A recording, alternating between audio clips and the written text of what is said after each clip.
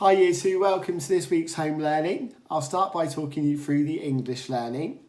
For English, we're focusing on a story by Roald Dahl. The story is called The Minpins. In our English folder, we put a YouTube clip we'd like you to watch. The story starts with the main character, a little boy, being told things that he's not allowed to do. We would like you to make a list of things that you're not allowed to do at home. Then we'd like you to turn your list of things that you're not allowed to do at home into command sentences. Now, remember, command sentences are sentences which contain imperative verbs. You may remember those also being called bossy verbs in Year 1.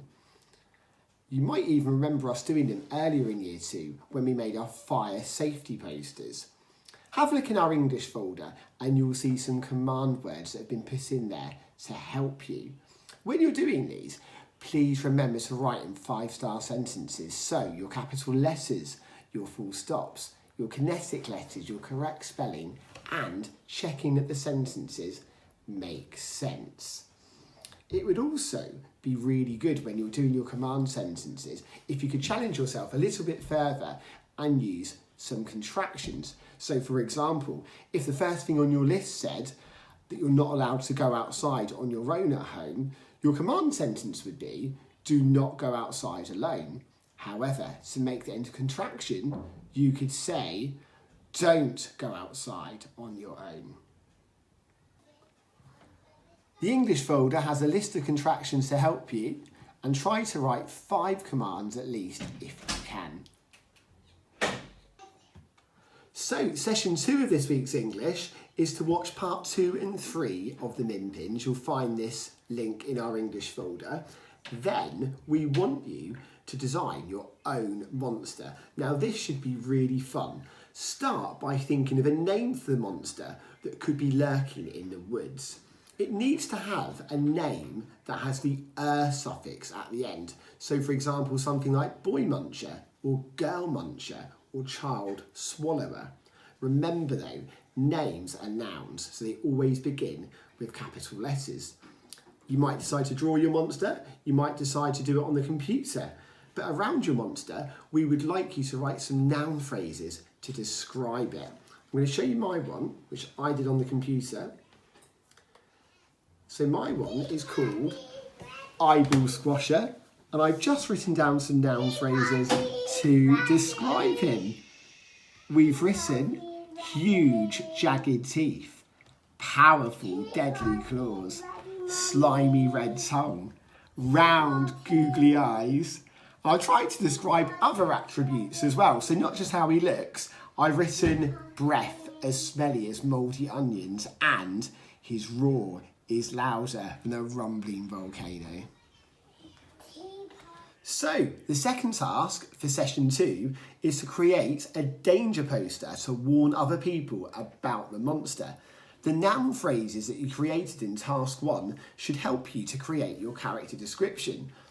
Now think back to the different sentence types that we've learned in Year 2. You'll probably remember that we've used statements quite a lot, but we've also used exclamatory sentences a little bit, and questions and commands. If you can't remember what these are, we've put some examples in this week's English folder. Then we want you to create your danger poster. I've done one which I'll talk you through now. So here's my monster, which you've already seen. It starts with a big danger sign, and then I've colour coded mine just to make it clear the different sentence types I've used. So we've got danger, don't go into the woods or you will be destroyed. So that's my command, I'm being really bossy. Then my blue sentence is a simple statement. There is a devastating, flesh-eating ice squasher who will eat you whole. Then here comes my exclamatory sentence. What a terrifying beast. Then I've got my question in purple. Do you want your eyes squashed by him? Question mark. If not, stay at home where it's safe. So for this week's maths, we're focusing on fractions. The White Rose worksheet and the answers are all in our maths folder. We're now on summer term week 7. This is the breakdown of the session. Session 1 is unit fractions, so that means that the numerator, the number at the top, is 1. Session 2 is non-unit fractions, which means the numerator, the number at the top, is more than 1. Session 3 is finding half of set of objects, and session 4, finding courses of numbers and objects too. Don't forget to watch the helpful white rose videos for each session.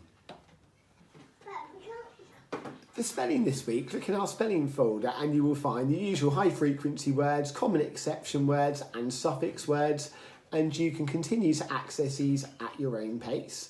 In addition to this, we've added a SPAG activity. Remember that spelling, punctuation and grammar, so you can have a go at that too. Now for reading, we've got our usual 2 reading comprehensions in our folder. One is a non-fiction one about pythons, and there's a fictional one, a story you may be familiar with, Town Mouse and Country Mouse. In addition to this though, there are 2 more YouTube videos. The YouTube videos focus on 2 stories, and the first one is The Back Garden Bird Cafe. The second one is The Hare and the Tortoise, another famous story. All of the resources you need for these are in this week's reading folder, so there are questions in the reading folder about these stories, and there are copies of the text too. We hope you enjoy them. Science. So recently we've been looking at habitats. Your task this week is to choose one of the animals that we've been learning about and draw their habitat. You may already know what habitat they need, or you may want to do a little bit of research about them first. I've chosen to look at a honeybee. First of all, I made sure that I knew what they needed to eat. Then I found out where they usually live. And I made sure that in my habitat drawing, I added food for them as well as a place for them to live. I've also put facts that I found out to the side of my habitat picture.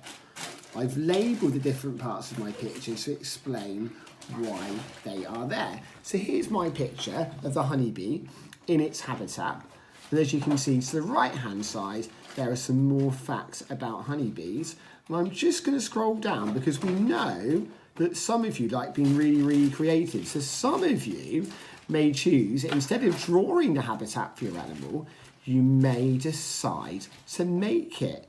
And here are some examples of some animal habitats. You could use shoe boxes, cardboard boxes, or anything else that you've got in your house. Art this week, we'd like you to have a go at drawing a mini beast of your choice. You might decide you want to take a picture of a mini beast that you could then draw. Or you could look in our art folder where there are pictures of mini beasts which you could draw. There's a really good suggestion in there because there are links to drawing tutorials where you can be taught how to draw certain mini beasts. So if you're not a confident drawer, this is your chance to become really good because the videos will talk you through how to draw your favourite mini beast. Enjoy everyone.